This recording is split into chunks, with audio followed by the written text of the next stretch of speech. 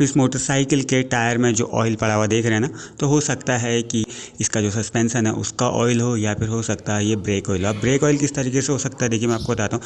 अगर मान लीजिए इसके कैलिपर के जो अंदर पिस्टन्स होते हैं उनकी अगर सील्स लीक हो तो वहाँ से ब्रेक ऑयल लीकेज हो सकता है, या फिर अगर इसके सस्पेंसन का ऑयल है, मतलब अगले सॉकरों का ऑयल है, अगर इसके सॉकर लीक है तो उसका ऑयल हो सकता है। देखिए इसमें कुछ टाइम पहले सॉकर इसके बनाए हैं, तो हो सकता है कि ये सॉकर का ऑयल हो, लेकिन अगर ब्रेक ऑयल हो तो इसको तुम यहाँ से चेक कर सकते हैं।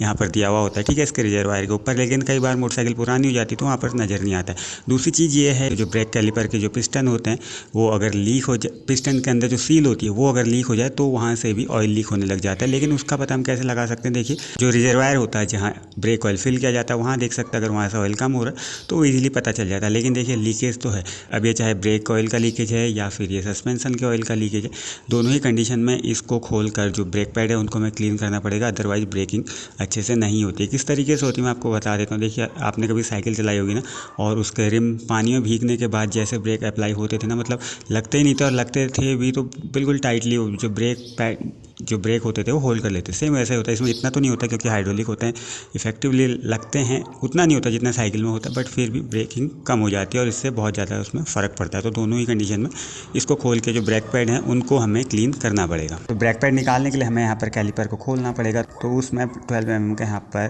2 बोल्ट होते हैं, उन्हें हमें खोलना पड़ता है। रिंग स्पैनर का यूज़ करना ज़्यादा बेटर रहेगा, क्योंकि अगर आप ओपन एंड स्पैनर का यूज़ करते हैं तो जो बोल्ट होते हैं उनके ख़राब होने का चांस रहता है, ठीक है। तो दोनों खुल के इसमें आप लाल लाल देख रहे होंगे ना, ये थ्रेड लॉकर होता है, क्योंकि इसमें बहुत ज़्यादा वाइब्रेशन होता है तो बोल्ट कभी खुले नहीं, तो इसलिए दिया जाता है। ठीक हो गया, ये खुल लिया।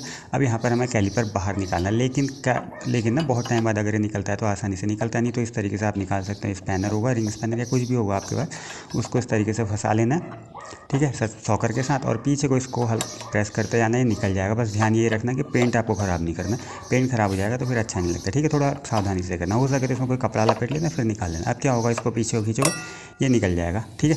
ये बाहर आ गया। इसमें 2 यहाँ पर लॉक पिन लगी होती हैं, वो निकाल लेनी है, और इधर वाली भी निकल जाएगी। यहाँ पर किसी आपको एक्स्ट्रा टूल की ज़रूरत नहीं है, आसानी से निकल जाती है। इसके पीछे एक पिन होती है जो ब्रेक पैड होते हैं ना उनको पकड़े रहती है, तो ठीक है, ये पिन को आप पीछे को खींचेंगे तो जो दोनों ब्रेक पैड हैं वो निकल जाएंगे। अब मैं आपको ब्रेक पैड की कंडीशन दिखा देता हूँ, इसमें कितना सारा ऑयल लगा हुआ है, ठीक है। तो इसी वजह से ब्रेकिंग हो रही है, वो अच्छे से हो नहीं रही, क्योंकि इसका जो रोटर है, रोटर पे भी ऑयल लगा हुआ है, और जो ब्रेक पैड हैं उन पे भी इतना सारा ऑयल लगा हुआ है, ठीक है। तो अब अंदर इसका चेक कर लेना, मेन चीज़ यही है। अगर लीकेज होगा तो यहीं से पता चल जाएगा। ये पिस्टन्स देख रहे हैं ना आप, यहाँ पर लीकेज होगा। अगर इसके जो कैलिपर की जो पिस्टन सील्स होंगी वो लीकेज होंगी, तो मुझे यहाँ पर कोई लीकेज नज़र आ नहीं रहा है। थोड़ा बहुत इसमें ये लगा हुआ ऑयल है, हो सकता है वो सॉकर का ही हो, क्योंकि उस टाइम पहले सॉकर इसका बनाया गया था, लीक था, ठीक है। तो इसमें मुझे कोई ऑयल दिख नहीं रहा। मैं इसको भी कंफर्म करूँगा, इतने से पता नहीं चलेगा। तो अब मैं क्या करता हूँ, देखिए वहाँ से ब्रेक लीवर में प्रेस करूँगा ना, तो जो पिस्टन्स हैं बाहर आएंगे। तो यहाँ पर जब ये पिस्टन्स बाहर आने लग जाएंगे तो इनमें मैं देख लूँगा। तो अगर इसकी सील्स लीक होंगी तो उसके साथ ऑयल भी बाहर आना चाहिए। तो यहाँ पर मुझे कुछ ऐसा लग नहीं रहा है कि इसके पिस्टन्स लीक हैं, क्योंकि ऑयल बाहर आ नहीं रहा है।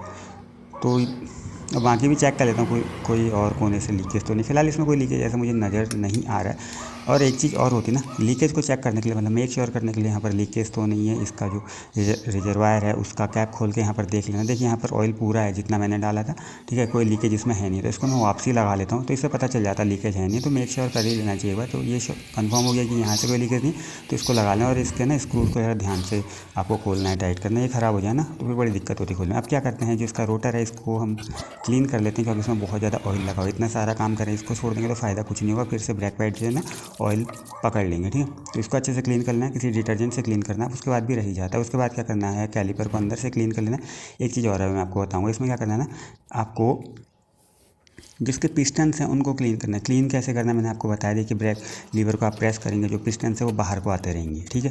तो उनको आपको कर लेना, एक बाहर आ जाए, एक ज़्यादा आ जाए तो उसमें आपको किसी चीज़ से उसको पकड़ लेना है, मतलब आगे से लगा लेना, उसके ब्लॉक कर लेना उसका रास्ता। उसके बाद फिर से आपको लीवर को प्रेस करना है तो दूसरा वाला भी आ जाएगा, ठीक है। उसके बाद जैसे मैं आपको बोल रहा था ना, क्लीन करने के बाद भी इसमें काफ़ी कुछ रह ही जाता है। देखिए इतना सारा निकल रहा है, बट इतने से फ़र्क नहीं पड़ता। मेन था हमारा इंटेंशन, मेन था कि ऑयल उससे निकाल लेना था। अब क्या करना है, जो ब्रेक पैड है ना उनको अच्छे से क्लीन करना है। पहले तो ये चीज़ चेक कर लेनी कि ब्रेक पैड में कितना मटेरियल बचा हुआ है। अगर वो रीयूज़ करने के लायक हैं तो सही है, अदरवाइज़ जिसे वो ब्रेक पैड लगाएंगे तो फिर वो रोटर को ख़राब करते हैं। ठीक है, तो इनको हमें क्लीन कर लेना है। ठीक है, बाकी इसमें रस्टिंग दिख रही है, पुराने हैं बट चल जाएंगे, काफ़ी इनमें बचा हुआ अच्छा खासा मटेरियल 5-10 हज़ार किलोमीटर या आसानी से चल जाएंगे। तो इनको हमें क्लीन कर लेना कपड़े से, कोई चीज़ में कोई और चीज़ का यूज़ नहीं भी करेंगे तब भी बढ़िया। बीच की जो लाइन देख रहे हैं आप, इसमें जितना भी ब्रेक डस्ट होती है ना, ब्रेक पैड जब घिसते जाते हैं तो डस्ट यहाँ के थ्रू पास होते रहती है और बाकी जो रह जाती है यहाँ पर अटक जाती है, तो उसको क्लीन करते वक्त निकाल लेना चाहिए। ठीक है, तो ये साफ़ हो गया दोनों, पहला साफ़ हो गया, दूसरा वाला भी है। यहाँ पर इनमें सैंडिंग कर लेनी है अच्छे से। मैं यूज़ कर रहा हूँ 400 का सैंड पेपर, इससे इवनली सैंडिंग हो जाती है, ज़्यादा रफ सैंडिंग भी नहीं होती, अच्छे से कर लेता है। ठीक है, तो इसको साफ़ कर लेना है, अच्छे से सैंडिंग कर लेनी, पहले ये वाले में फिर दूसरे वाले में। इससे जितना ऑयल लगा होगा ना सारा निकल जाएगा। तो सैंडिंग तो बढ़िया ही रहती है। ठीक है, सैंडिंग करते रहनी चाहिए, इससे ब्रेकिंग अच्छे से हो जाती है। पर कोई ऐसे सैंड पेपर का यूज़ नहीं करना चाहिए बहुत ज़्यादा लो ग्रेड का हो, तो बैक पैड्स को ख़राब करता है। तो देखिए इवनली सैंडिंग होगी दोनों में। अब क्या करना है, जो तो ये क्लीन हो गए, क्लीन होने के बाद जो एंटी रेटल प्लेट है ये भी लगा लें। उसके बाद जो डिस्क ब्रेक के पिस्टन है इनको आपको किसी भी आप स्पैनर से प्रेस करेंगे ना पीछे की तरफ, ये चले जाएंगे। ठीक है, इतने तो पूरे नहीं गए अभी और इनको डालना पड़ेगा, चाहे तो आप पूरा भी डाल सकते हैं। ठीक है, इससे क्या होगा, जब भी हम इनको इंसर्ट करेंगे ना तो वापसी जो रोटर है उसके साथ अड़ेंगे नहीं, मतलब अदरवाइज बिना पीछे को प्रेस करे जाएंगे नहीं। इसके बाद क्या करना है, जो एंटी रेटल प्लेट है ये लगा लें। ये क्या करती है पता है, जब भी बाइक किसी खड्डे में जाती है, मतलब ऊबड़ खाबड़ सड़कों पे जाती है तो डिस्क तो ब्रेकों को मतलब तो आवाज़ नहीं आती, मतलब ब्रेक जो पैड्स होते हैं उनको होल्ड कर रहती है। इसके बाद जो पैड्स हैं उनको आपसे लगाना बहुत आसान है, जैसे निकाले थे वैसे लगा भी सकते हैं इनको। ठीक है, मतलब वैसे ही लगा लेना है। उसके बाद जो पिन है जिससे जो पैड्स को होल्ड करती है इनको डाल लेना एक साइड से, फिर पीछे जो क्लिप लगती है उसको लगा लेना। उससे पहले घुमा लेना, डायरेक्शन चेक कर लेनी है। फिर एक पिन इस तरफ से लग जाएगी, एक पिन अंदर की तरफ से भी इनको होल्ड करते हैं यहाँ पर, वो उस तरह से लग जाएगी। ध्यान रखने वाली बात यह है कि निशान आप भूल जाएंगे ना, निशान बन जाते हैं इनके, तो वो वहाँ पर आपको दिख जाए। इसके बाद क्या करना, देखिए अगर मैं इनको जो पिस्टन है उनको प्रेस किए बिना लगा दे रहा ना तो ये जाएंगे नहीं रोटर में। अब हमें क्या करना, आपको बता देता हूँ, आप पहले भी कर सकते हैं ये चीज़। तो यहाँ पर आपको क्या करना है, पीछे की तरफ पिस्टन देख रहे हैं ना, इनको आपको प्रेस कर लेना है किसी भी चीज़ से। ठीक है, वो पहले भी करें बाद में भी करें, कोई दिक्कत नहीं। मेन दिक्कत तब होती है जब नए पैड्स लगाते हैं, पुराने वाले में तो फिर भी आसानी से चले जाएगा। ठीक है, तो आसानी से चलेगा, चाहे नए लगाएं चाहे पुराने, थोड़ा बहुत गैप इनके बीच में होना चाहिए। अब वापसी में बोल्ट लगा लेना। देखिए थ्रेड लॉकर तो हमारे पास होता नहीं है, तो पुराने वाले लगा लेना, उनके बिना कोई दिक्कत नहीं होती, बस थोड़ा टाइट कर लेना है इनको। ठीक है, तो ये दोनों बोल्ट लग गए, इनको टाइट कर लेना है। बोल्ट टाइट करते वक्त एक चीज़ जो आपको ध्यान रखनी है, इनको ओवर टाइट नहीं करना है, नहीं तो टूट जाते हैं। अगर लॉन्ग स्पैनर का यूज़ करो ना तो उनको लास्ट एंड से मत पकड़ना। लास्ट एंड से पकड़ने में क्या होता है, ज़्यादा टाइट हो जाते हैं वो और कभी कभी टूट भी जाते हैं। तो उसका सबसे बेस्ट जो सोल्यूशन है वो ये है कि जो स्पैनर है उसको थोड़ा आगे से पकड़ना, लास्ट एंड से नहीं पकड़ना होता है, थोड़ा आगे से पकड़ोगे ठीक है, तो अच्छे से टाइट भी हो जाएंगे और ज़्यादा उनमें और टूटेंगे भी नहीं। तो ये हो गया। उसके बाद क्या करना है, यहाँ पर वैक्यूम क्रिएट कर लेना है, क्योंकि हमने ब्रेक पिस्टन्स को आगे को कैलिपर पिस्टन्स को हमने आगे पीछे कराया ना, तो उसके जो अंदर जो वैक्यूम नहीं होगा, तो वैक्यूम बना लेना है। उसके बाद ब्रेकिंग होने लग जाएगी। तो देखिए ब्रेकिंग अब अच्छे से होने लगी है।